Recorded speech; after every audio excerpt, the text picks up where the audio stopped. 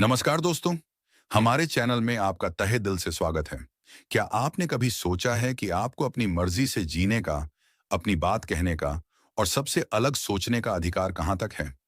वो कौन सी लकीर है जिसके आगे समाज या सरकार को आपकी जिंदगी में दखल देने का कोई हैकू नहीं होना चाहिए?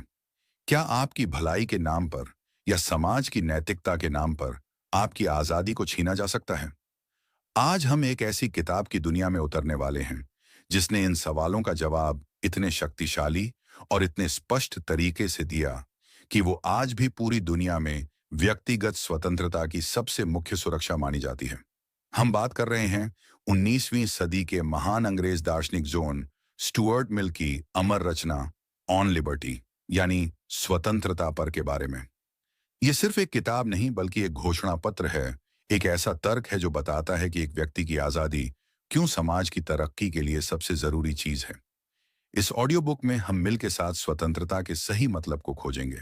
हम उनके उस एक सरल लेकिन क्रांतिकारी सिद्धांत को जानेंगे जो ये तय करता है कि कब समाज आप पर लगाम लगा सकता है और कब नहीं।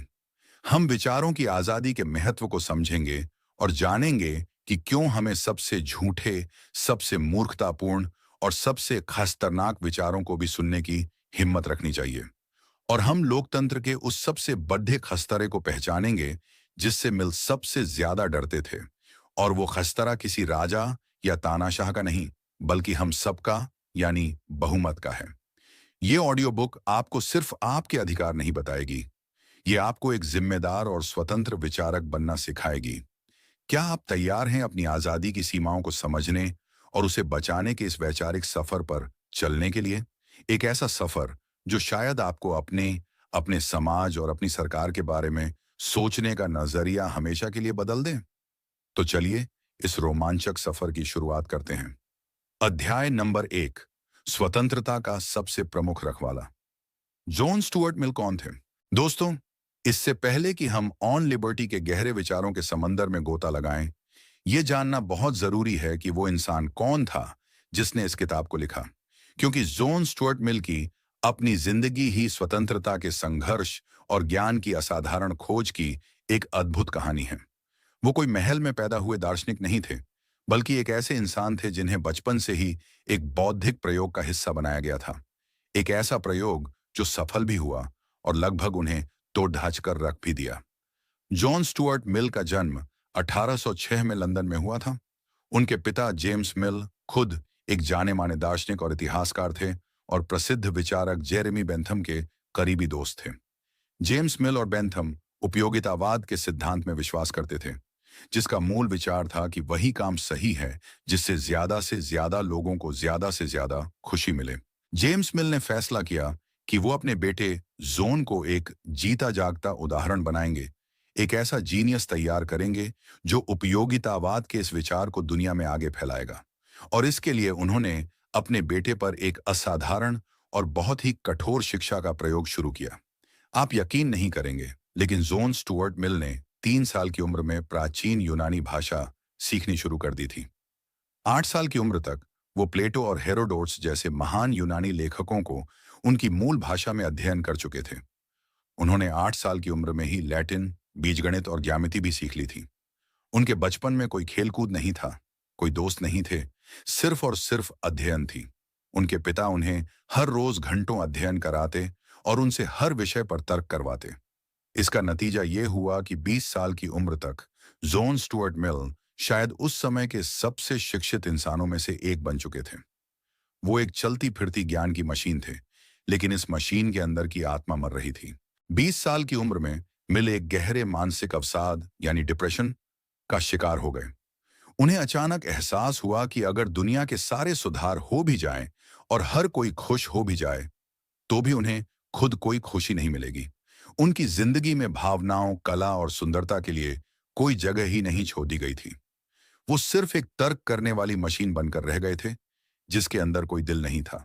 ये उनके जीवन का एक बहुत दुखद संकट था। इसी संकट से उबरने के लिए उन्होंने कविता, संगीत और कला का सहारा लिया। उन्होंने समझा कि इंसान सिर्फ तर्क से नहीं जीता, उसे भावनाओं और व्यक्तिगत विकास की भी उतनी ही जरूरत होती है। इसी अनुभव ने उनके दर्शन को एक नई दिशा दी। उन्होंने समझा कि सिर्फ समाज की खुशी ही नहीं, बल्कि एक व्यक्ति की खुशी, उसकी स्वतंत्रता और उसका विकास भी उतना ही जरूरी है। इसी दौर में उनकी मुलाकात एक ऐसी महिला से हुई जिसने उनकी जिंदगी और उनके विचारों पर सबसे गहरा असर डाला। उनका नाम था हैरियट टेलर। हैरियट एक बहुत ही बुद्धिमान, स्वतंत्र विचारों वाली और विवाहित महिला थी। मिल और उनके बीच एक गहरा बौद्धिक और भावनात्मक रिश्ता बन गया जो 20 सालों तक चला। उन्होंने मिल को व्यक्तिगत स्वतंत्रता, महिलाओं के अधिकारों और समाज के दकियानूसी नियमों को चुनौती देने के लिए प्रेरित किया। मिल खुद कहते हैं कि ऑन लिबर्टी समेत उनकी सबसे अच्छी किताबें उन दोनों की मिली-जुली रचनाएं थीं। हैरियट टेलर की मृत्यु के बाद ही मिल ने ऑन लिबर्टी को उनकी याद में प्रकाशित करवाया। तो जब हम ऑन लिबर्टी को सुनते या अध्ययन करते हैं, तो हमें याद रखना चाहिए कि ये सिर्फ एक अकादमिक ग्रंथ नहीं है।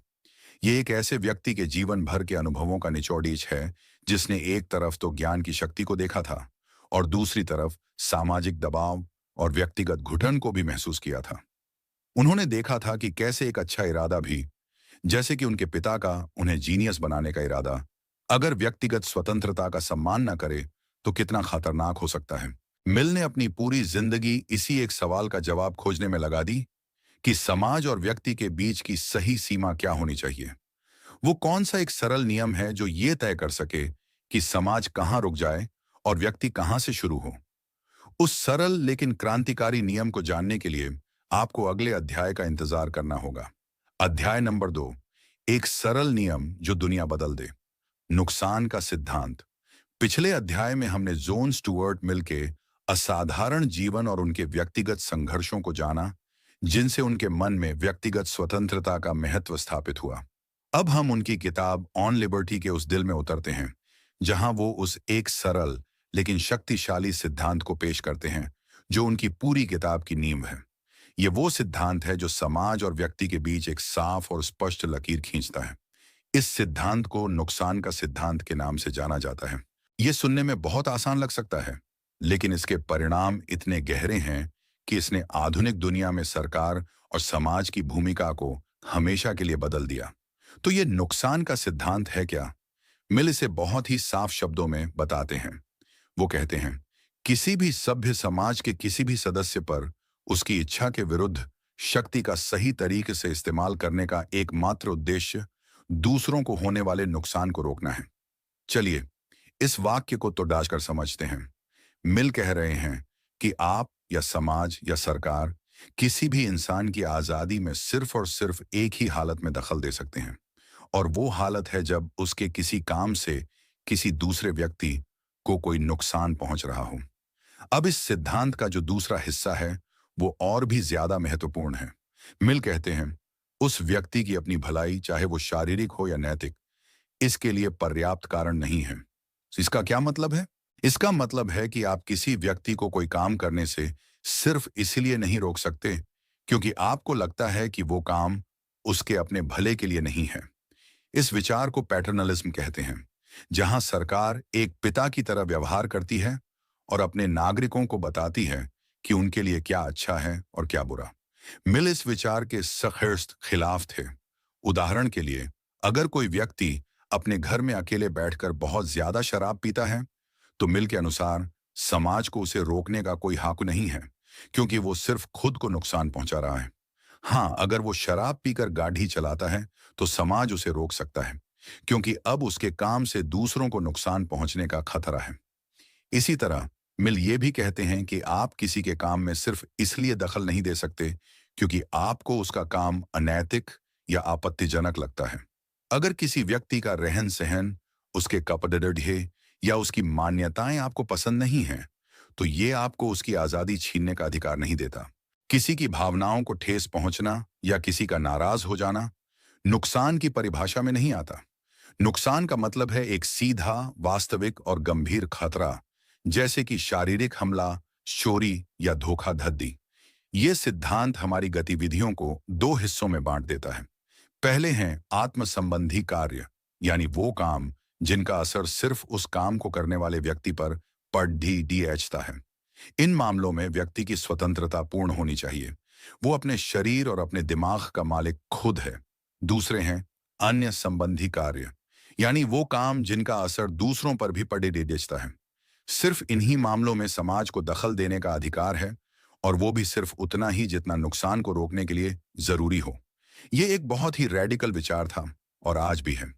ये कहता है कि जब तक आप किसी और को चोट नहीं पहुंचा रहे हैं, तब तक आपको अपनी जिंदगी अपनी मर्जी से जीने का पूरा हक है, चाहे आपके फैसले कितने भी मूर्खतापूर्ण या आत्मघाती क्यों न लगें। मिल का मानना था कि व्यक्तिगत स्वतंत्रता इतनी ज्यादा कीमती है कि हमें लोगों को गलतियां करने की भी आजादी देनी चाहिए। उनका मानना था कि लोग अपनी गलतियों से ही सबसे अच्छा सीखते हैं। अगर सरकार या समाज हमेशा उन्हें बताता रहेगा कि क्या करना है, तो वे कभी भी एक जिम्मेदार और परिपक्व इंसान नहीं बन पाएंगे। तो ये है वो सरल नियम, वो लक्ष्मण रेखा जिसे मिल ने खींचा है। ये नियम व्यक्ति को समाज के अनावश्यक हस्तक्षेप से बचाने के लिए एक मजबूत किला बनाता है। लेकिन अब इस सिद्धांत को सबसे मुश्किल परीक्षा से गुजरना है। वो परीक्षा है विचारों और अभिव्यक्ति की दुनिया। क्या ये नियम वहां भी लागू होता है? क्या हमें हर तरह के विचार को, चाहे वो कितना भी गलत, कितना भी नफरत भरा और कितना भी खतरनाक क्यों ना लगे, उसे व्यक्त करने की आजादी देनी चाहिए? क्या कोई विचार भी किसी को नुकसान पहुंचा सकता है? इस सबसे मुश्किल और सबसे जरूरी सवाल पर मिल जो तर्क देते हैं, वो शायद उनकी किताब का सबसे शानदार और सबसे स्थायी हिस्सा है। और उसे जानने के लिए आपको अगले अध्याय में चलना होगा। अध्याय नंबर 3, सच को चुप कराने की हिम्मत, विचारों की आजादी का पहला स्तंभ। पिछले अध्याय में हमने जॉन स्टुअर्ट मिल के उस प्रसिद्ध नुकसान के सिद्धांत को समझा, जो कहता है कि किसी व्यक्ति की आजादी में सिर्फ तभी दखल दिया जा सकता है जब उसके किसी काम से दूसरों को नुकसान हो। अब हम इस सिद्धांत को उस क्षेत्र पर लागू करेंगे जिसे मिल स्वतंत्रता का सबसे पवित्र और सबसे जरूरी क्षेत्र मानते थे, और वो है विचारों और अभिव्यक्ति की स्वतंत्रता का क्षेत्र। मिल का तर्क है कि इस क्षेत्र में स्वतंत्रता लगभग पूर्ण होनी चाहिए। वो कहते हैं कि किसी भी विचार को, चाहे वो कितना भी अलोकप्रिय या गलत क्यों ना लगे, उसे चुप कराना हमेशा, हर हाल में गलत है। इस अध्याय में हम उनके इस शक्तिशाली तर्क के पहले हिस्से को समझेंगे, जो एक बहुत ही चौंकाने वाले सवाल से शुरू होता है। क्या हो अगर वो विचार जिसे हम चुप कराने की कोशिश कर रहे हैं, वो सच हो? मिल कहते हैं कि जब भी हम किसी विचार को सिर्फ इसलिए दबाते हैं क्योंकि हम उससे असहमत हैं, तो हम अनजाने में एक बहुत अहम दावा कर रहे होते हैं। हम ये दावा कर रहे होते हैं कि हम अचूक हैं, यानी हम कभी गलती कर ही नहीं सकते और हमारा सच ही अंतिम सच है। लेकिन क्या कोई भी इंसान या कोई भी समाज ये दावा कर सकता है? मिल हमें इतिहास की ओर देखने के लिए कहते हैं। इतिहास ऐसे उदाहरणों से भरा पड़ दिया है जहां उस समय के समाज ने कुछ विचारों को खतरनाक और झूठा मानकर उन्हें दबाया, और बाद में पता चला कि वही विचार सच्चे थे। इसका सबसे प्रसिद्ध उदाहरण है सुकरात का। सुकरात को उनके अपने ही शहर एथेंस ने मौत की सजा दी थी, क्योंकि लोगों को लगता था कि उनके विचार युवाओं को भ्रष्ट कर रहे हैं और समाज के लिए खतरनाक हैं। लेकिन आज हम सुकरात को पश्चिमी दर्शन का पितामह मानते हैं। एक और उदाहरण है जीसस क्राइस्ट का, जिन्हें उस समय की सत्ता ने एक अपराधी मानकर सूली पर चढ़ा दिया था। या फिर उन शुरुआती ईसाइयों का, जिन्हें रोमन साम्राज्य द्वारा जंगली जानवरों के सामने फेंक दिया जाता था। उस समय के अच्छे और समझदार लोगों को पूरा यकीन था कि वे सही काम कर रहे हैं, कि वे समाज को एक खतरे से बचा रहे हैं। लेकिन इतिहास ने उन्हें गलत साबित कर दिया। विज्ञान के इतिहास में भी ऐसे कई उदाहरण हैं। जब गैलीलियो ने कहा कि पृथ्वी सूरज के चारों ओर घूमती है, तो चर्च ने इसे धर्म के खिलाफ माना और उन्हें नजरबंद कर दिया। उस समय के सबसे शिक्षित लोग भी मानते थे कि गैलीलियो एक खतरनाक झूठा है। लेकिन आज हम जानते हैं कि सच कौन बोल रहा था। मिल कहते हैं कि हम भी वही गलती कर सकते हैं। हो सकता है कि आज जिस विचार को हम पूरे यकीन के साथ झूठा या अनैतिक मान रहे हैं, वो आने वाली पीढ़ियों के लिए एक सामान्य सत्य बन जाए। जब हम किसी विचार को छुप कर आते हैं, तो हम सिर्फ एक व्यक्ति की आवाज नहीं दबाते, हम पूरी इंसानियत को उस विचार के सच होने की संभावना से वंचित कर देते हैं। यहां पर कोई ये तर्क दे सकता है कि ठीक है, पुराने जमाने में लोग गलतियां करते थे, लेकिन आज हम ज्यादा समझदार हैं। आज हमें पता है कि सच क्या है, और हमें उस सच को झूठ के हमलों से बचाना चाहिए। मिल इस तर्क को भी खारिज कर देते हैं। वो कहते हैं कि किसी भी विचार को सिर्फ इसलिए सच नहीं मान लेना चाहिए क्योंकि उसे लंबे समय से माना जाता रहा है। या क्योंकि समाज के ज्यादातर लोग उस पर विश्वास करते हैं? सच को खुली बहस और आलोचना की आग में तपना पड़ेगा है। जो विचार हर तरह की आलोचना का सामना करके भी टिका रहता है, वही सच्चा और मजबूत होता है। तो मिल का पहला तर्क बहुत ही सीधा और शक्तिशाली है। जिस विचार को आप दबा रहे हैं, हो सकता है वो सच हो। और अगर आप उसे दबाते हैं, तो आप इंसानियत से एक संभावित सच को छीनने का महापाप कर रहे हैं। ये एक बहुत ही विनम्रता भरा विचार है। ये हमें सिखाता है कि हमें अपने विश्वासों पर घमंड नहीं करना चाहिए। हमें हमेशा इस संभावना के लिए खुला रहना चाहिए कि हम गलत हो सकते हैं। और जिस व्यक्ति को हम मूर्ख या गुमराह समझ रहे हैं, शायद वो हमें कोई ऐसा सच बता रहा हो जिसे हम देख नहीं पा रहे हैं।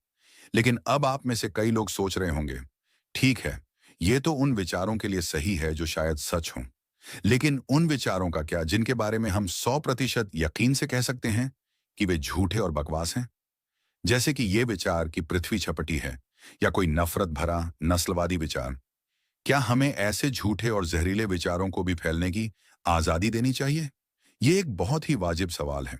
और मिल इसका जो जवाब देते हैं, वो शायद उनके तर्क का सबसे अप्रत्याशित और सबसे दिलचस्प हिस्सा है। और उसे जानने के लिए आपको अगले अध्याय तक मेरे साथ चलना होगा। अध्याय नंबर 4, झूठ सुनने की ताकत, विचारों की आजादी का दूसरा स्तंभ। पिछले अध्याय में हमने जॉन स्टुअर्ट मिल का वो शक्तिशाली तर्क सुना कि हमें किसी भी विचार को इसलिए नहीं दबाना चाहिए क्योंकि हो सकता है कि वो सच हो। लेकिन अब हम उस ज्यादा मुश्किल सवाल पर आते हैं, उन विचारों का क्या जो निश्चित रूप से झूठे हैं? क्या समाज को झूठ और गलत जानकारी को फैलने से रोकने का अधिकार नहीं है? ज्यादातर लोग इसका जवाब हाँ में देंगे। हमें लगता है कि सच को झूठ से बचाना जरूरी है। लेकिन मिल यहां एक बिल्कुल उल्टा और बहुत ही क्रांतिकारी तर्क देते हैं। वो कहते हैं कि झूठे विचारों को भी व्यक्त करने की पूरी आजादी होनी चाहिए, क्योंकि ये सच्चे विचारों के लिए बहुत जरूरी है। इस अध्याय में हम मिलके इसी हैरान कर देने वाले तर्क को समझेंगे। मिल कहते हैं, मान लीजिए कि जिस विचार को हम चुप कराना चाहते हैं, वो एक झूठा विचार है, लेकिन उसे चुप कराना भी एक बुराई है। ऐसा क्यों? क्योंकि अगर आप एक सच्चे विचार को खुली बहस और आलोचना का सामना नहीं करने देंगे, तो वो सच्चा विचार अपनी ताकत और अपना मतलब खो देगा। वो सिर्फ एक मृत हठ धर्मिता बनकर रह जाएगा। इसका क्या मतलब है? इसका मतलब है कि लोग उस विचार को सिर्फ एक तोते की तरह रट लेंगे, बिना ये समझे कि वो सच क्यों है। वो एक अंधविश्वास या एक पूर्वाग्रह की तरह बन जाएगा, जिसे लोग सिर्फ इसलिए मानते हैं क्योंकि उन्हें ऐसा मानने के लिए कहा गया है। चलिए, इसे एक उदाहरण से समझते हैं। मान लीजिए एक समाज में हर कोई ये मानता है कि ईमानदारी सबसे अच्छी नीति है, और इस समाज में बेईमानी के पक्ष में कोई भी तर्क देने की इजाजत नहीं है। तो क्या होगा? लोग ये तो कहेंगे कि ईमानदारी अच्छी है, लेकिन अगर आप उनसे पूछेंगे कि क्यों अच्छी है, तो शायद उनके पास कोई अच्छा जवाब नहीं होगा। उन्होंने कभी इस विचार पर गंभीरता से सोचा ही नहीं होगा। उन्होंने कभी बेईमानी के तर्कों का सामना ही नहीं किया होगा। उनके लिए ये सिर्फ एक कहावत है, एक नारा है, जिसका उनकी अपनी जिंदगी या उनके फैसलों पर कोई गहरा असर नहीं पड़ता। लेकिन अब कल्पना कीजिए एक ऐसे समाज की जहां ईमानदारी के साथ साथ बेईमानी के पक्ष में भी तर्क देने की आजादी है। यहां जो लोग ईमानदारी में विश्वास करते हैं, उन्हें अपने विश्वास को बचाना पड़ेगा। उन्हें बेईमानी के तर्कों को सुनना होगा, उन्हें समझना होगा, और फिर उन्हें अपने तर्कों से काटना होगा। इस प्रक्रिया में उनकी अपनी समझ और भी ज्यादा गहरी और मजबूत होगी। अब वो सिर्फ ये नहीं कहेंगे कि ईमानदारी अच्छी है, बल्कि वो ये भी बता पाएंगे कि क्यों अच्छी है। अब उनका ये विश्वास एक जीवित सत्य होगा, न कि एक मृत हठ धर्मिता। मिल कहते हैं कि इंसान की सबसे प्रमुख कमजोरी ये है कि वो सच के एक हिस्से को ही पूरा सच मान लेता है। खुली बहस हमें एक ही सिक्के के दोनों पहलुओं को देखने के लिए मजबूर करती है। ये हमें आलसी और आत्मसंतुष्ट होने से रोकती है। जब हमारे सबसे प्यारे और सबसे पवित्र विचारों को भी चुनौती दी जाती है, तभी हम सच में उनके बारे में सोचना शुरू करते हैं। ये एक बौद्धिक व्यायाम की तरह है। जैसे बिना व्यायाम के हमारा शरीर कमजोर हो जाता है, वैसे ही बिना बहस और आलोचना के हमारा दिमाग भी कमजोर और संकीर्ण हो जाता है। तो मिल के अनुसार झूठ की मौजूदगी सच के लिए एक बहुत अहम सेवा है। झूठ हमें हमेशा जगाए रखता है, हमें हमेशा सतर्क रखता है। वो हमें हमारे आराम के दायरे से बाहर निकालकर हमें अपने विश्वासों के लिए लड़ना सिखाता है। इसीलिए एक बुद्धिमान समाज को जानबूझकर अपने अंदर विरोधी आवाजों को जीवित रखना चाहिए। एक अच्छे शिक्षक की तरह अगर उसके छात्रों के पास कोई सवाल नहीं होते, तो उसे खाहुद मुश्किल सवाल खड़े करने चाहिए ताकि छात्र सोचना सीख सकें। ये एक बहुत ही साहसी और आत्मविश्वास से भरा विचार है। ये सच की ताकत में एक गहरा विश्वास दिखाता है। मिल कह रहे हैं कि हमें सच को बचाने के लिए सेंसरशिप की बैसाखियों की जरूरत नहीं है। सच्चा विचार इतना ताकतवर होता है कि वो खुली बहस के मैदान में झूठ को हरा सकता है। और अगर वो नहीं हरा पा रहा है, तो शायद वो उतना सच्चा है ही नहीं जितना हम उसे समझ रहे थे। हमें सेंसरशिप से नहीं, बल्कि उस चुप्पी से डरना चाहिए जहां हर कोई एक ही बात बोल रहा हो, क्योंकि ऐसी चुप्पी अक्सर ज्ञान की नहीं, बल्कि अज्ञानता और डर की निशानी होती है। तो अब तक हमने दो स्थितियां देखी हैं। पहली, कि जिस विचार को हम दबा रहे हैं हो सकता है वो सच हो, और दूसरी, कि अगर वो विचार झूठ भी हो तो भी उसे सुनना सच के लिए फायदेमंद है। लेकिन मिल कहते हैं कि असल दुनिया में ज्यादातर मामले इन दोनों के बीच के होते हैं। वो तीसरी और सबसे आम स्थिति क्या है, और वो विचारों की आजादी को क्यों और भी ज्यादा जरूरी बना देती है? इस आखिरी पहेली को सुलझाने के लिए आपको अगले अध्याय में मेरे साथ चलना होगा। अध्याय नंबर 5, आधा सच और आधा झूठ, विचारों की आजादी का तीसरा स्तंभ। दोस्तों, पिछले दो अध्यायों में हमने जोन स्टुअर्ट मिल के विचारों की स्वतंत्रता पर दिए गए दो शक्तिशाली तर्कों को समझा। पहला, जिस विचार को हम दबा रहे हैं हो सकता है वो सच हो, और दूसरा, अगर वो विचार झूठ भी हो तो भी उसे सुनना हमारे अपने सच्चे विचारों को जिंदा और मजबूत रखने के लिए जरूरी है। अब हम मिल के तर्क के तीसरे और अंतिम हिस्से पर आते हैं, जिसे वो सबसे आम और सबसे महत्वपूर्ण स्थिति मानते हैं। वो कहते हैं कि ज्यादातर मामलों में सच और झूठ दो अलग अलग खेमों में नहीं होते। अक्सर प्रचलित राय में कुछ सच्चाई होती है, और जिस राय को दबाया जा रहा है उसमें भी कुछ सच्चाई होती है, और पूरा सच इन दोनों के टकराने और मिलने से ही सामने आता है। ये एक बहुत ही गहरी और व्यावहारिक समझ है। मिल कहते हैं कि जटिल विषयों पर, जैसे कि राजनीति, नैतिकता या धर्म, शायद ही कोई ऐसा विचार होता है जो 100% सही हो या 100% गलत। हर विचार एक खास नजरिए से दुनिया को देखता है और अक्सर दूसरे नजरियों को नजरअंदाज कर देता है। जो राय समाज में लोकप्रिय होती है वो आमतौर पर सच का एक अहम हिस्सा तो अपने अंदर रखती है, लेकिन वो कभी भी पूरा सच नहीं होती। सच का बाकी का हिस्सा अक्सर उन अलोकप्रिय, असंतुष्ट और विद्रोही आवाजों में छिपा होता है जिन्हें हम दबाने की कोशिश करते हैं। चलिए इसे एक उदाहरण से समझते हैं। मान लीजिए एक समाज में दो राजनीतिक दल हैं। एक दल विकास और आर्थिक तरक्की पर बहुत जोर देता है। वो कहता है कि हमें बहुत सारे फैक्ट्रियां लगानी चाहिए, SRDDDDH बनानी चाहिए और देश को अमीर बनाना चाहिए। ये एक लोकप्रिय और काफी हद तक सही विचार है। लेकिन एक दूसरा छोटा सा दल है जो पर्यावरण और स्थिरता की बात करता है। वो कहता है कि इस अंधी विकास की दौड़ में हम अपनी नदियों, अपने जंगलों और अपनी हवा को बर्बाद कर रहे हैं। ज्यादातर लोग इस दूसरे दल को विकास विरोधी और पागल समझते हैं और उसकी आवाज को दबाना चाहते हैं। अब मिल के नजरिए से देखिए, यहां पर कौन सही है? मिल कहेंगे कि दोनों में कुछ ना कुछ सच्चाई है। आर्थिक तरक्की जरूरी है, लेकिन पर्यावरण की कीमत पर नहीं, और पर्यावरण की रक्षा भी जरूरी है, लेकिन गरीबी और बेरोजगारी को नजरअंदाज करके नहीं। पूरा सच इन दोनों विचारों के बीच एक संतुलन बनाने में है। और यह संतुलन कैसे मिलेगा? सिर्फ और सिर्फ खुली बहस के जरिए। जब दोनों पक्ष अपनी अपनी बातें रखेंगे, एक दूसरे के तर्कों को काटेंगे और एक दूसरे की कमियों को उजागर करेंगे, तभी समाज एक ऐसे रास्ते पर पहुंच पाएगा जो दोनों का ध्यान रखे, यानी सतत विकास का रास्ता। अगर हम पर्यावरण की आवाज को शुरू में ही दबा देते, तो हम कभी भी अपनी विकास की नीतियों की खामियों को देख ही नहीं पाते। मिल कहते हैं कि इंसानियत की तरक्की इसी तरह से हुई है।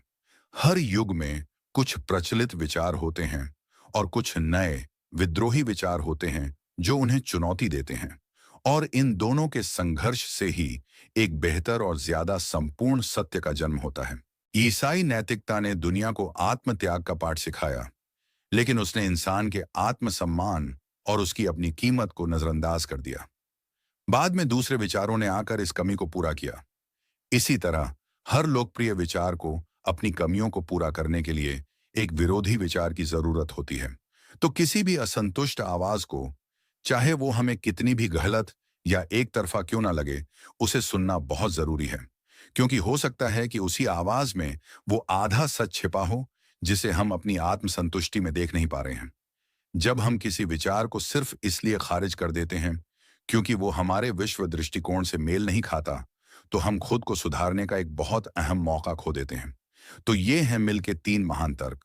पहला, हो सकता है कि विरोधी विचार सच हो। दूसरा, अगर वो झूठ भी है, तो भी वो सच को जिंदा रखने में मदद करता है। और तीसरा, और सबसे आम, अक्सर दोनों विचारों में सच के कुछ कुछ हिस्से होते हैं और पूरा सच सिर्फ उनके संवाद से ही बाहर आता है। इन तीनों तर्कों को मिलाकर मिल ये साबित करते हैं कि विचारों की स्वतंत्रता पर किसी भी तरह की पाबंदी लगाना सिर्फ गलत ही नहीं, बल्कि इंसानियत की तरक्की के लिए बहुत विराट खतरा है। लेकिन ये तो सिर्फ विचारों की बात हुई। क्या यही आजादी हमारे कर्मों पर भी लागू होती है? इससे पहले कि हम उस पर जाएं, हमें उस नए तरह के जुल्म को समझना होगा जिससे मिल सबसे ज्यादा डरते थे।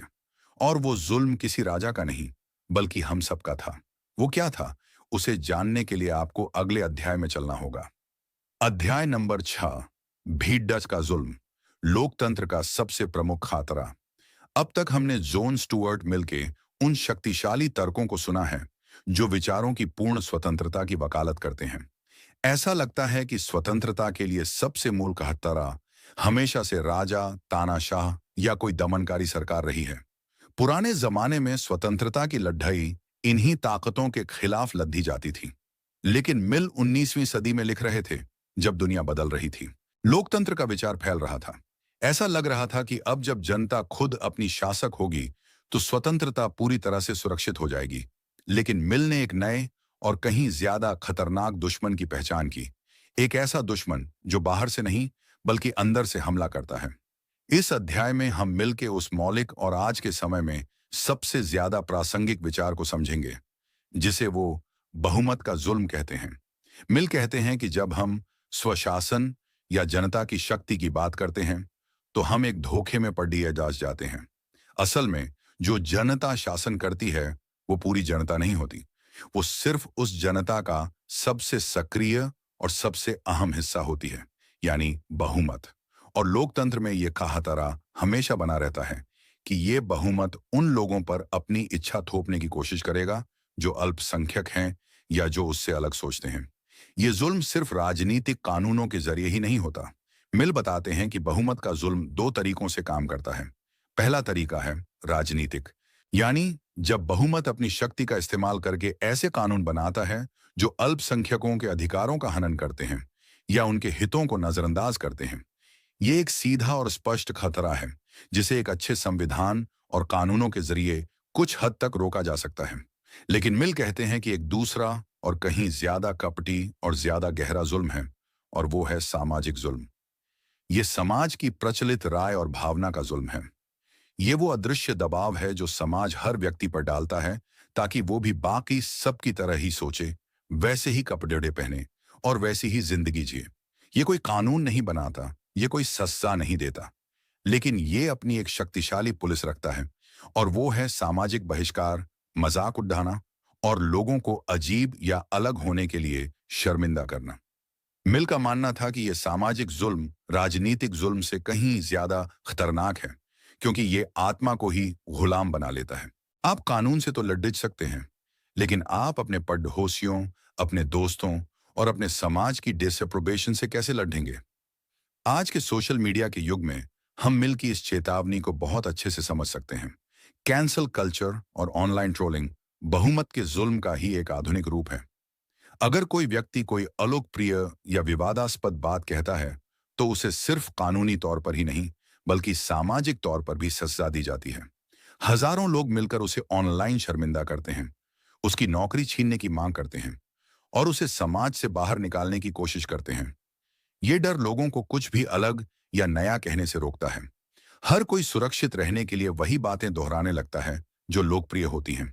इससे समाज में एक तरह की बौद्धिक घुटन पैदा हो जाती है। मिल को इसी बात का डर था। वो देख रहे थे कि कैसे औद्योगिक क्रांति और लोकतंत्र के उदय के साथ साथ दुनिया में एकरूपता आ रही है। हर कोई एक ही जैसे अखबार पढ़ रहा था, एक ही जैसी चीजें खरीद रहा था और एक ही जैसे विचार रख रहा था। जनमत एक नई तरह का राजा बनता जा रहा था, जो पहले के किसी भी राजा से ज्यादा शक्तिशाली था, क्योंकि वो हर जगह मौजूद था। मिल को डर था कि इस दबाव में व्यक्तिगतता ही खत्म हो जाएगी। लोग भेदों का एक झुंड बनकर रह जाएंगे, जहां कोई भी झुंड से अलग चलने की हिम्मत नहीं करेगा। तो मिल के लिए स्वतंत्रता की असली लड़ाई अब सिर्फ सरकार के खिलाफ नहीं थी। ये लड़ाई समाज की उस जुल्मी एकरूपता के खिलाफ थी। ये लड़ाई उस दबाव के खिलाफ थी जो हमें औसत, साधारण और बाकी सब जैसा बनने पर मजबूर करता है। मिल का मानना था कि इंसानियत की तरक्की के लिए इस जुल्म से लड़ना सबसे ज्यादा जरूरी है। लेकिन क्यों? क्यों एक व्यक्ति का अलग होना, उसका अजीब होना इतना ज्यादा महत्वपूर्ण है? समाज को उन लोगों को क्यों बर्दाश्त करना चाहिए जो उसके बनाए नियमों पर नहीं चलते? इस सवाल का जो जवाब मिल देते हैं, वो हमें इंसानियत की तरक्की के असली इंजन से मिलाएगा। और उसे जानने के लिए आपको अगले अध्याय में चलना होगा। अध्याय नंबर 7, अजीब होने की आजादी, इंसानियत की तरक्की का राज। पिछले अध्याय में हमने जोन स्टुअर्ट मिल द्वारा पहचाने गए उस नए खतरे यानी बहुमत के जुल्म को समझा। हमने देखा कि कैसे समाज का अदृश्य दबाव हमारी व्यक्तिगतता को कुचल सकता है और हमें एक भीड़ डिडाच का हिस्सा बनने पर मजबूर कर सकता है। अब हम उस सवाल पर आते हैं कि मिल के लिए यह व्यक्तिगतता यानी इंडिविजुअलिटी इतनी ज्यादा जरूरी क्यों है? क्यों हमें सिर्फ विचारों की ही नहीं, बल्कि अपने जीवन को अपनी मर्जी से जीने की भी पूरी आजादी होनी चाहिए? इस अध्याय में हम मिल के उस तर्क को जानेंगे जो बताता है कि व्यक्तिगतता सिर्फ एक व्यक्तिगत सुख की चीज नहीं, बल्कि पूरी इंसानियत की तरक्की के लिए एक अनिवार्य शर्त है। मिल कहते हैं कि जैसे विचारों की दुनिया में अलग अलग मतों का होना जरूरी है, वैसे ही जीवन जीने के तरीकों में भी विविधता का होना जरूरी है। वो इस विचार को जीवन में प्रयोग कहते हैं। उनका मानना था कि लोगों को अपनी जिंदगी अपने तरीके से जीने और अलग अलग तरह के जीवन पथों को आजमाने की पूरी आजादी होनी चाहिए, जब तक कि वे दूसरों को नुकसान न पहुंचा रहे हों। ऐसा क्यों? क्योंकि कोई नहीं जानता कि जीवन जीने का सबसे अच्छा तरीका कौन सा है। हो सकता है कि जो तरीका आपके लिए अच्छा हो, वो मेरे लिए ना हो। और जब लोग अलग अलग तरीकों से जीते हैं, तभी इंसानियत ये सीख पाती है कि कौन से तरीके ज्यादा सुखी और ज्यादा सार्थक जीवन की ओर ले जाते हैं। मिल उस समय के समाज की सबसे प्रमुख समस्या परंपरा और रिवाज को मानते थे। वो ये नहीं कह रहे थे कि सारी परंपराएं बुरी होती हैं। वो मानते थे कि परंपराएं पिछले अनुभवों का एक निचोड़ियच होती हैं और उनसे बहुत कुछ सीखा जा सकता है। लेकिन वो इस बात के सख्त खिलाफ थे कि किसी व्यक्ति को सिर्फ इसीलिए कोई काम करना पड़े क्योंकि हमेशा से ऐसा ही होता आया है। उनका मानना था कि एक इंसान को भेद की तरह दूसरों के बनाए रास्ते पर आंख बंद करके नहीं चलना चाहिए। उसे अपनी बुद्धि, अपनी इच्छाओं और अपने विवेक का इस्तेमाल करके खुद अपना रास्ता चुनना चाहिए। जो व्यक्ति सिर्फ रिवाजों की नकल करता है, वो अपनी सबसे मुख्य मानवीय क्षमता यानी चुनाव करने की क्षमता का इस्तेमाल ही नहीं कर रहा है। मिल तर्क है कि व्यक्तिगतता का विकास ही एक इंसान को एक मजबूत और दिलचस्प चरित्र देता है। जब एक व्यक्ति समाज के दबाव के आगे झुकने से इनकार कर देता है और अपने जुनून और अपनी इच्छाओं को विकसित करता है, तभी उसकी अपनी एक अलग पहचान बनती है। ऐसे ही लोग होते हैं जिनमें ऊर्जा, साहस और रचनात्मकता होती है। दूसरी तरफ जो समाज अपनी सारी ऊर्जा लोगों को एक जैसा बनाने में लगा देता है, वो अंत में सिर्फ कमजोर, दब्बू और औसत दर्जे के इंसान ही पैदा करता है। वो एक ऐसे समाज की कल्पना करते हैं जो एक शांत तालाब की तरह है, जहां कोई हलचल नहीं है और जो धीरे धीरे सडीडीडी ऐश रहा है। और यहीं पर मिल अपनी सबसे जरूरी बात कहते हैं। वो कहते हैं कि इंसानियत की सारी तरक्की, सारे नए विचार, सारे सुधार हमेशा कुछ गिने चुने लोगों से ही शुरू हुए हैं। वो लोग जो भीड़ से अलग चलने की हिम्मत रखते थे। जीनियस या प्रतिभा हमेशा एक छोटे से अल्पसंख्यक में ही पाई जाती है और प्रतिभा को फलने फूलने के लिए आजादी का माहौल चाहिए। अगर आप हर किसी को एक ही सांचे में ढालने की कोशिश करेंगे, तो आप हर उस नए और मौलिक विचार को पैदा होने से पहले ही मार देंगे जो समाज को आगे ले जा सकता है। सुकरात, जीसस, गैलीलियो, ये सब अपने समय के अजीब और अलग लोग थे। अगर उस समय के समाज ने उन्हें पूरी तरह से चुप करा दिया होता, तो इंसानियत आज जहां है, वहां कभी नहीं पहुंच पाती। इसीलिए मिल कहते हैं कि हमें सिर्फ जीनियस लोगों को ही नहीं, बल्कि आम लोगों की सनक को भी बचाकर रखना चाहिए। जिस समाज में सन के लोग ज्यादा होते हैं, वो एक ज्यादा स्वस्थ और ज्यादा गतिशील समाज होता है, क्योंकि ये इस बात का सबूत है कि वहां लोग भिड्ड से डरते नहीं हैं और अपनी व्यक्तिगतता को व्यक्त करने की हिम्मत रखते हैं। तो मिल का संदेश साफ है। एक रूपता ठहराव की निशानी है और विविधता जीवन और तरक्की की। एक अच्छा समाज वो है जो सिर्फ आजादी को बर्दाश्त ही नहीं करता, बल्कि उसे प्रोत्साहित करता है। वो अपने सबसे अलग और सबसे विद्रोही सदस्यों को भी एक कीमती संपत्ति समझता है, क्योंकि उन्हीं के जरिए समाज खुद को सुधारता है और आगे बढ़ता है। लेकिन अब हम उस सबसे मुश्किल सवाल पर आते हैं। ये सब सिद्धांत में तो बहुत अच्छा लगता है, लेकिन असल जिंदगी में ये लकीर कहाँ खींची जाए?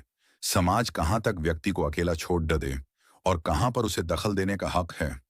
इन मुश्किल और व्यावहारिक सवालों पर मिल क्या सोचते हैं? इसे जानने के लिए आपको अगले अध्याय में चलना होगा। अध्याय नंबर 8। कहाँ खींची जाए वो लकीर, सिद्धांत जब हकीकत से टकराए।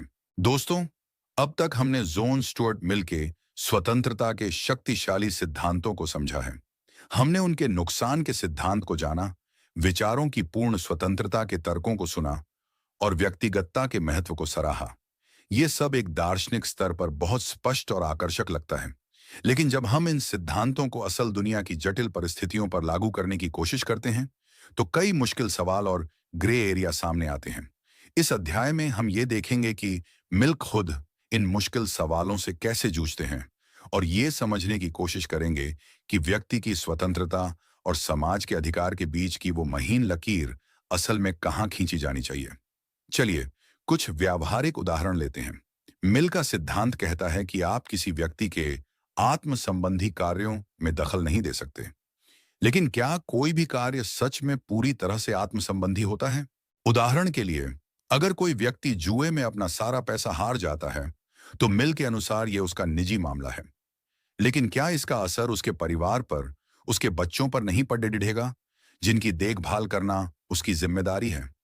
या अगर कोई व्यक्ति शराब पीकर अपनी सेहत बर्बाद कर लेता है, तो क्या इससे समाज पर बोझ नहीं पड़ रहता, क्योंकि उसे सार्वजनिक स्वास्थ्य सेवाओं की जरूरत पड़ रह सकती है? मिल इन आपत्तियों को स्वीकार करते हैं। वो कहते हैं कि यह सच है कि कोई भी व्यक्ति एक द्वीप नहीं है। हमारे हर काम का दूसरों पर कुछ ना कुछ असर पड़ता है। लेकिन वो एक बहुत ही महत्वपूर्ण फर्क बताते हैं। वो कहते हैं कि हमें उस असर के बीच फर्क करना होगा जो किसी के अधिकारों का सीधा हनन करता है, और उस असर के बीच जो सिर्फ एक बुरा उदाहरण पेश करता है या दूसरों को भावनात्मक रूप से प्रभावित करता है।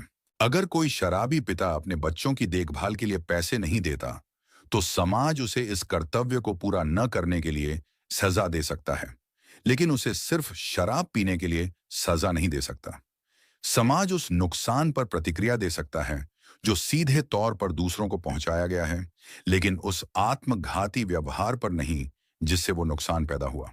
एक और मुश्किल क्षेत्र है सार्वजनिक शालीनता का। क्या लोगों को सार्वजनिक जगहों पर कुछ भी करने की आजादी होनी चाहिए, अगर उससे किसी को सीधा शारीरिक नुकसान न हो रहा हो? मिल मानते हैं कि जो काम निजी तौर पर करने में कोई बुराई नहीं है, वो अगर सार्वजनिक रूप से किया जाए तो उस पर पाबंदी लगाई जा सकती है, क्योंकि सार्वजनिक जगहों पर अपने व्यवहार से आप दूसरों पर एक ऐसा अनुभव थोप रहे हैं जिससे वे बच नहीं सकते। ये एक तरह का आक्रमण है। इसलिए समाज सार्वजनिक शालीनता के कुछ नियम बना सकता है। अब आते हैं उस सवाल पर जिसे हमने शुरुआत में उठाया था, पितृसत्तात्मकता या पैटर्नलिज्म। क्या सरकार को लोगों को उनकी अपनी भलाई के लिए कुछ करने पर मजबूर करना चाहिए, जैसे कि सीट बेल्ट पहनना या हेलमेट लगाना? मिल के सिद्धांत के अनुसार इसका जवाब नहीं होना चाहिए, लेकिन वो यहां भी कुछ अपवाद मानते हैं। जैसे वो कहते हैं कि यह सिद्धांत सिर्फ परिपक्व और तर्कसंगत वयस्कों पर ही लागू होता है। बच्चों और उन लोगों पर जो अपने फैसले खुद नहीं ले सकते, समाज पितृसत्तात्मक भूमिका निभा सकता है। इसी तरह वो एक दिलचस्प उदाहरण देते हैं। अगर आप किसी व्यक्ति को एक टूटे हुए पुल की तरफ जाते हुए देखते हैं, और आपको पता है कि वो पुल टूटा हुआ है और वो व्यक्ति इस खतरे से अनजान है, तो उसे जबरदस्ती रोकने में कोई बुराई नहीं है। क्यों? क्योंकि आप उसकी स्वतंत्रता का हनन नहीं कर रहे। आप तो बस उसे वो जानकारी दे रहे हैं जिसके आधार पर वो एक बेहतर फैसला ले सके। अर्थव्यवस्था के बारे में मिल के विचार भी दिलचस्प हैं। वो मुक्त बाजार के एक बड़े समर्थक थे। उनका मानना था कि सरकार को व्यापार और उद्योग में कम से कम दखल देना चाहिए, लेकिन वो ये भी मानते थे कि कुछ मामलों में सरकारी हस्तक्षेप जरूरी है। जैसे वो मानते थे कि सरकार को धोखाधड़ी रोकने के लिए नियम बनाने चाहिए और मजदूरों और उपभोक्ताओं के हितों की रक्षा करनी चाहिए। वो अनिवार्य शिक्षा के भी एक बहुत बड़े समर्थक थे। तो हम क्या देखते हैं? हम देखते हैं कि मिल कोई कट्टरपंथी सिद्धांतवादी नहीं थे। वो एक व्यावहारिक विचारक थे जो जानते थे कि असल दुनिया में सिद्धांतों को हमेशा कुछ लचीलेपन के साथ लागू करना पड्डी डेचता है। उनका नुकसान का सिद्धांत एक सीधी सादी लकीर नहीं है, बल्कि एक मार्गदर्शक सिद्धांत है जिसे हर स्थिति में विवेक और तर्क के साथ इस्तेमाल करना होता है। असली चुनौती हमेशा ये तय करने में होती है कि कौन सा कार्य सिर्फ व्यक्ति को प्रभावित कर रहा है और कौन सा दूसरों को सीधे तौर पर नुकसान पहुंचा रहा है। और ये एक ऐसी बहस है जो आज भी हर समाज में हर रोज चलती रहती है। लेकिन अगर सरकार का काम लोगों को सिर्फ नुकसान से बचाना है, तो फिर उसका एक सकारात्मक कर्तव्य क्या है? क्या सरकार को लोगों को एक बेहतर इंसान बनाने में भी कोई भूमिका निभानी चाहिए? इस सवाल का जवाब हमें अगले अध्याय में मिलेगा। अध्याय नंबर 9, सरकार का असली काम, आजादी और जिम्मेदारी। अब तक हमने जॉन स्टुअर्ट मिल के दर्शन का वो पक्ष देखा है जो सरकार और समाज की शक्ति पर सीमाएं लगाने की बात करता है। हमने उनके नुकसान के सिद्धांत को एक मुख्य न के रूप में समझा है, जो बताता है कि सरकार को क्या नहीं करना चाहिए। लेकिन क्या सरकार की कोई सकारात्मक भूमिका भी है? क्या स्वतंत्रता का मतलब सिर्फ अकेला छोड़ दिया जाना है, या इसका कोई और भी गहरा मतलब है? इस अध्याय में हम मिलके विचारों के उस पहलू को जानेंगे जो बताता है कि एक अच्छी सरकार का असली काम क्या है और कैसे वो व्यक्तिगत स्वतंत्रता को दबाए बिना भी अपने नागरिकों के विकास में मदद कर सकती है। मिल कोई अराजकतावादी नहीं थे। वो ये नहीं मानते थे कि सरकार एक बुरी चीज है जिसे खत्म कर देना चाहिए। वो समझते थे कि एक सुव्यवस्थित समाज के लिए सरकार बहुत जरूरी है। जैसा कि हमने देखा, सरकार का सबसे पहला और जरूरी काम है लोगों को एक दूसरे के नुकसान से बचाना, यानी सुरक्षा और न्याय प्रदान करना। लेकिन मिल का मानना था कि एक अच्छी सरकार का काम सिर्फ इतने पर ही खत्म नहीं हो जाता। उसका एक और भी मुख्य उद्देश्य है, और वो है अपने नागरिकों के नैतिक और बौद्धिक विकास को बढ़ावा देना। ये एक बहुत ही महत्वपूर्ण बात है। मिल के लिए स्वतंत्रता अपने आप में मंजिल नहीं है।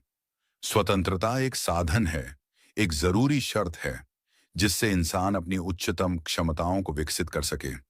स्वतंत्रता का असली मूल्य तब है जब इंसान उसका इस्तेमाल खुद को एक बेहतर, ज्यादा बुद्धिमान और ज्यादा गुणी व्यक्ति बनाने के लिए करे।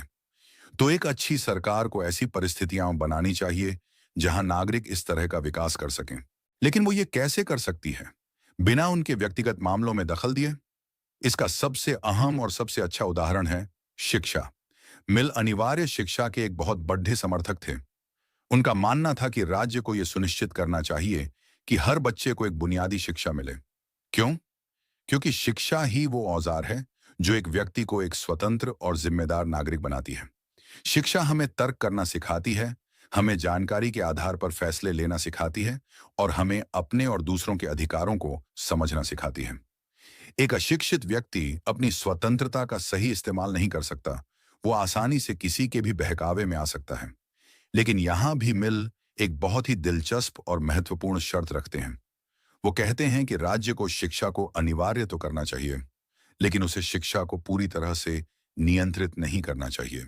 उन्हें इस बात का डर था कि अगर सारे स्कूल सरकार चलाएगी तो वो बच्चों के दिमाग में सिर्फ अपनी विचारधारा भरने की कोशिश करेगी और लोगों को एक ही जैसे सांचे में ढाल देगी। ये व्यक्तिगतता के लिए एक मुख्य खतरा होगा। इसलिए उनका मानना था कि निजी स्कूलों को भी चलने की आजादी होनी चाहिए ताकि शिक्षा में भी विविधता बनी रहे। सरकार का काम बस ये सुनिश्चित करना है कि हर बच्चा एक न्यूनतम स्तर की शिक्षा जरूर प्राप्त करे। सरकार की सकारात्मक भूमिका का एक और उदाहरण है जानकारी प्रदान करना। मिल मानते थे कि सरकार को लोगों को मजबूर नहीं करना चाहिए, लेकिन उन्हें सूचित जरूर करना चाहिए। जैसे अगर कोई जहरीला पदार्थ बेचा जा रहा है तो सरकार उस पर पाबंदी लगाने की बजाय उस पर एक लेबल लगाने का नियम बना सकती है, जो साफ साफ बताए कि यह खतरनाक है। इसके बाद उसे खरीदना है या नहीं, यह फैसला व्यक्ति का अपना होगा। सरकार ने अपना काम कर दिया, उसने व्यक्ति को एक सूचित फैसला लेने में मदद की। इसके अलावा मिल मानते थे कि सरकार को उन चीजों को प्रोत्साहित करना चाहिए जो समाज के सामूहिक भले के लिए हैं, जैसे कि वैज्ञानिक शोध, कला और साहित्य। वो सहकारिता जैसे विचारों के भी समर्थक थे, जहां मजदूर खुद अपनी कंपनियों के मालिक हों। ये सब तरीके हैं जिनसे सरकार समाज को बेहतर बनाने में मदद कर सकती है, बिना किसी की व्यक्तिगत स्वतंत्रता को छीने। तो मिल की आदर्श सरकार एक माली की तरह है। उसका काम पौधे को यह बताना नहीं है कि उसे कौन सा फूल खिलाना है। उसका काम तो सिर्फ पौधे को अच्छी मिट्टी, पानी और धूप देना है, और उसे जंगली जानवरों से बचाना है। फूल कौन सा खिलेगा और कितना विशाल खिलेगा, यह पौधे की अपनी क्षमता और अपनी प्रकृति पर निर्भर करता है। इसी तरह एक अच्छी सरकार अपने नागरिकों को सुरक्षा और अवसर प्रदान करती है, और फिर उन्हें अपनी जिंदगी अपने तरीके से जीने के लिए आजाद छोड़ देती है। यह स्वतंत्रता और जिम्मेदारी के बीच का एक खूबसूरत संतुलन है। लेकिन मिल के इस महान काम के पीछे एक और भी मूल शक्ति थी, एक ऐसी महिला जिसके बिना शायद यह किताब कभी लिखी ही नहीं जाती। वो कौन थी और मिल की अंतिम विरासत क्या है? इसे जानने के लिए अब हम अपनी इस ऑडियो बुक के आखिरी अध्याय की ओर बढ़ रहे हैं। अध्याय नंबर 10, निष्कर्ष, स्वतंत्रता का अधूरा सपना। तो दोस्तों, हम जॉन स्टुअर्ट मिल और उनकी महान कृति ऑन लिबर्टी की इस गहरी और विचारोत्तेजक यात्रा के अंत में आ पहुंचे हैं। हमने व्यक्तिगत स्वतंत्रता की सीमाओं को समझा, विचारों की आजादी के महत्व को जाना और बहुमत के जुल्म के खातरों को पहचाना। हमने एक ऐसे दर्शन को देखा जो व्यक्ति को समाज के केंद्र में रखता है। अब इस अंतिम अध्याय में हम इस पूरी यात्रा को समेटेंगे, मिल की विरासत के एक छुपे हुए पहलू को जानेंगे और ये समझने की कोशिश करेंगे कि उनके विचार आज की दुनिया में हमारे लिए क्या मायने रखते हैं। सबसे पहले हमें उस एक व्यक्ति को श्रद्धांजलि देनी चाहिए जिसके बिना ऑन लिबर्टी शायद वैसी कभी नहीं होती जैसी वो है, और वो है मिल की पत्नी और उनकी बौद्धिक साथी हैरियट टेलर मिल। जॉन स्टुअर्ट मिल ने खुद अपनी आत्मकथा में बहुत ही स्पष्ट रूप से लिखा है कि ऑन लिबर्टी समेत उनकी कई बेहतरीन रचनाएं उन दोनों की एक संयुक्त परियोजना थी। हैरियट टेलर एक असाधारण रूप से बुद्धिमान और रेडिकल विचारों वाली महिला थी। उन्होंने मिल को व्यक्तिगत स्वतंत्रता और खासकर महिलाओं के अधिकारों के बारे में और भी ज्यादा साहसपूर्वक सोचने के लिए प्रेरित किया। मिल कहते हैं कि स्वतंत्रता का जो जुनून इस किताब में दिखता है वो काफी हद तक हैरियट का ही था। तो जब भी हम ऑन लिबर्टी की प्रशंसा करते हैं तो हमें हैरियट टेलर मिल के योगदान को भी याद करना चाहिए, जो उस युग की एक ऐसी गुमनाम नायिका थीं जिनके विचार अपने समय से बहुत आगे थे। तो मिल की अंतिम विरासत क्या है? उनकी सबसे प्रमुख विरासत है नुकसान का सिद्धांत। वो सरल लेकिन शक्तिशाली विचार जो व्यक्तिगत स्वतंत्रता के लिए एक मजबूत किला बनाता है। इसने दुनिया भर के लोकतंत्रों में कानूनों और संविधानों को प्रभावित किया है। आज जब हम भाषण की स्वतंत्रता, धर्म की स्वतंत्रता और अपनी निजी जिंदगी में सरकार के कम से कम हस्तक्षेप की बात करते हैं, तो हम मिल की ही भाषा बोल रहे होते हैं। उन्होंने हमें वो वैचारिक आधार दिया है जिस पर हम आज भी अपने अधिकारों की लड़ाई लड़ते हैं। उन्होंने हमें विचारों के खुले बाजार यानी मार्केट प्लेस ऑफ आइडियाज का महत्व सिखाया। उन्होंने हमें बताया कि सच को किसी सुरक्षा की जरूरत नहीं है, उसे सिर्फ आजादी की जरूरत है। उनका यह विश्वास कि सच खुली बहस में झूठ को हरा सकता है, आज के इस फेक न्यूज और प्रोपेगेंडा के युग में एक बहुत अहम चुनौती और एक बहुत बड़ी प्रेरणा दोनों है।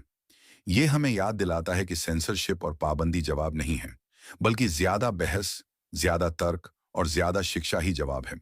और शायद उनकी सबसे स्थायी विरासत है व्यक्तिगतता का उनका उत्सव। उन्होंने हमें सिखाया कि अलग होना, अजीब होना और भीड़ से हटकर चलना न सिर्फ हमारा अधिकार है, बल्कि ये समाज की तरक्की के लिए जरूरी भी है। उन्होंने हमें एकरूपता के खतरों से आगाह किया। आज की इस वैश्वीकृत दुनिया में जहां हर कोई एक ही जैसे कपड़े पहन रहा है, एक ही जैसा संगीत सुन रहा है और सोशल मीडिया पर एक ही जैसे ट्रेंड्स को फॉलो कर रहा है, मिल की ये चेतावनी पहले से कहीं ज्यादा गूंजती है। वो हमें अपनी अंदर की आवाज सुनने और अपना खुद का रास्ता बनाने के लिए प्रोत्साहित करते हैं। लेकिन उनकी विरासत एक अधूरा सपना भी है। मिल ने जिस तर्क संगत, सहिष्णु और व्यक्तिगतता का सम्मान करने वाले समाज का सपना देखा था, वो आज भी पूरी तरह से साकार नहीं हुआ है।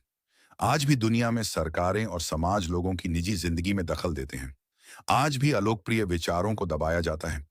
और आज भी बहुमत का जुल्म, खासकर सोशल मीडिया के जरिए, लोगों को चुप कराने और उन्हें शर्मिंदा करने का एक शक्तिशाली हथियार बना हुआ है। शायद स्वतंत्रता एक ऐसी मंजिल नहीं है जिसे एक बार पा लिया जाए, बल्कि ये एक ऐसा सफर है जिस पर हमें हर रोज चलना पर डे जचता है। ऑन लिबर्टी हमें उस सफर पर चलने के लिए एक नक्शा और एक कंपास देती है। ये हमें सिखाती है कि स्वतंत्रता सिर्फ अधिकारों के बारे में नहीं है, ये जिम्मेदारियों के बारे में भी है। दूसरों की स्वतंत्रता का सम्मान करने की जिम्मेदारी और अपनी स्वतंत्रता का इस्तेमाल खुद को और अपने समाज को बेहतर बनाने के लिए करने की जिम्मेदारी। और इसी के साथ दोस्तों, हम आज इस अद्भुत यात्रा के अंत पर पहुंचते हैं।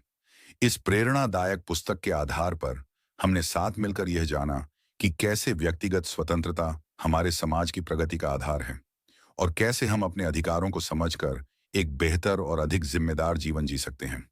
मुझे उम्मीद है कि इस ऑडियो बुक के जरिए हमने जो कुछ भी सीखा है वह सिर्फ सुनने तक ही सीमित नहीं रहेगा, बल्कि आपके जीवन का मार्गदर्शन भी करेगा। याद रखिएगा, यह ज्ञान केवल जानकारी नहीं है, बल्कि आपके भीतर की अपार क्षमता को जगाने की कुंजी है। यह ऑडियो बुक आपको यह सिखाती है कि कैसे विचारों की विविधता का सम्मान करें, कैसे बहुमत के दबाव का सामना करें और कैसे अपनी व्यक्तिगतता को विकसित करके अपने जीवन में स्वास्थ्य, खुशी और समृद्धि को आकर्षित करें। लेकिन सबसे महत्वपूर्ण, यह आपको यह भी सिखाती है कि आप कितने शक्तिशाली हैं और आपके अंदर एक स्वतंत्र विचारक बनने की कितनी क्षमता छिपी हुई है। अब जब आप इस ऑडियो बुक को सुनना समाप्त कर रहे हैं, तो मैं आपसे एक अनुरोध करना चाहता हूं। इन सिद्धांतों को याद रखें, इन पर विचार करें और इन्हें अपने दैनिक जीवन में लागू करने का प्रयास करें। और हमेशा याद रखें, आपके भीतर असीम शक्ति है और आप जो भी चाहें पा सकते हैं। आपके इस बहुमूल्य समय के लिए और इस यात्रा में मेरे साथ जुड़ने के लिए दिल से धन्यवाद। मैं उम्मीद करता हूं कि आपको यह ऑडियो बुक पसंद आई होगी और इसने आपको व्यक्तिगत स्वतंत्रता के महत्व और उसके बचाव के तरीकों के बारे में कुछ नया सीखने को मिला होगा। अगर आपको यह ऑडियो बुक पसंद आई तो इसे लाइक करें, अपने दोस्तों और परिवार के साथ साझा करना न भूलें ताकि वे भी इस ज्ञान का लाभ उठा सकें। और हाँ, हमारे चैनल को सब्सक्राइब करना बिल्कुल न भूलें ताकि आपको ऐसी ही और प्रेरणादायक और ज्ञानवर्धक ऑडियो बुक्स मिलती रहें। और हाँ, अपनी प्रतिक्रिया हमें कमेंट में जरूर बताएं।